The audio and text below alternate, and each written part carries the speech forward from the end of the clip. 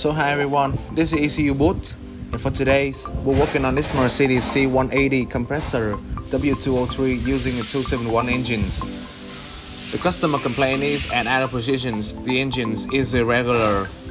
We have our engine lights on, and when we shift the car back and forth, it's very shaking.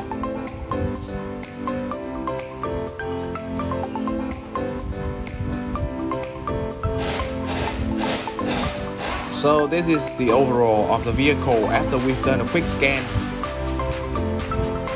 And this is our check engine light. So this is our professional diagnostic tool that we've used to run a quick scan. And as you can see, we have a fault code related to the self-adaptations of mixture formations. And the mixture is too rich. From that, we're going to take a look at the values related to the air fuels mixtures.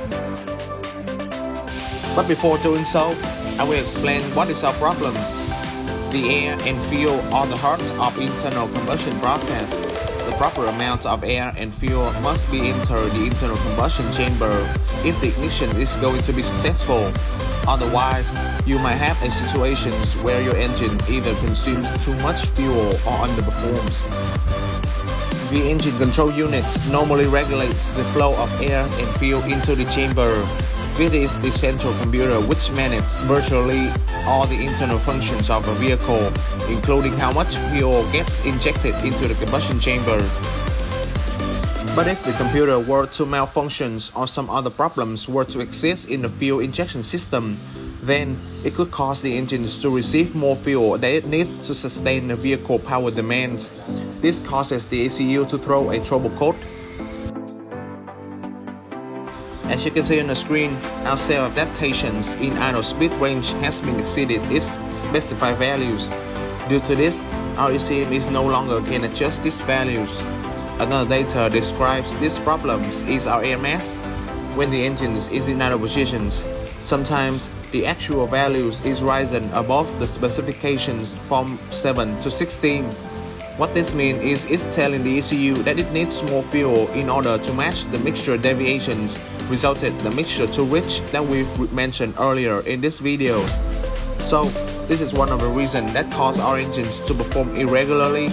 And with that being said, let's go ahead and fix these problems. So this is the mass airflow sensor on a 271 engines. The mass airflow sensor measures the amount of passing air going through the air intake system. The sensor measures the amount of passing air with a resistive platinum wire that is placed in the airstream of the air intake system. The resistive wire has a positive temperature coefficient. The higher the temperature, the higher the resistance of the wire. Electronics in the airflow meter sends an amount of current through the wire to warm it up. The wire temperature is kept constant. When more air passes the wire, the more current is needed to keep the wire at a constant temperature. The current that flows through the wires is a measure for the amount of passing air.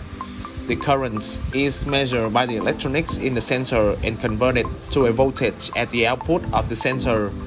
The engine control unit calculates the amount of air going into the combustion chambers from its voltage.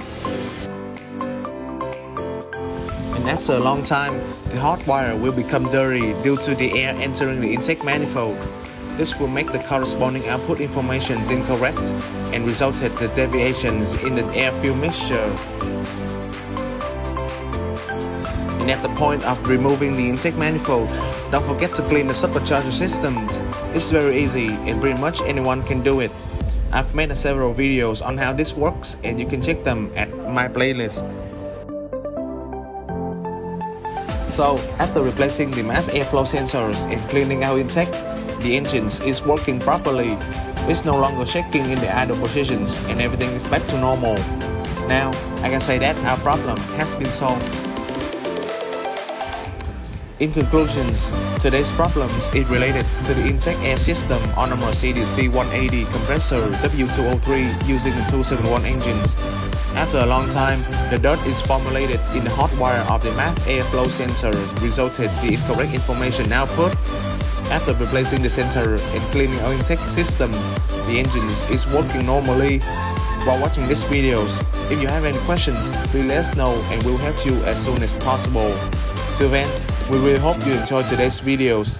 Thanks for watching and see you next time.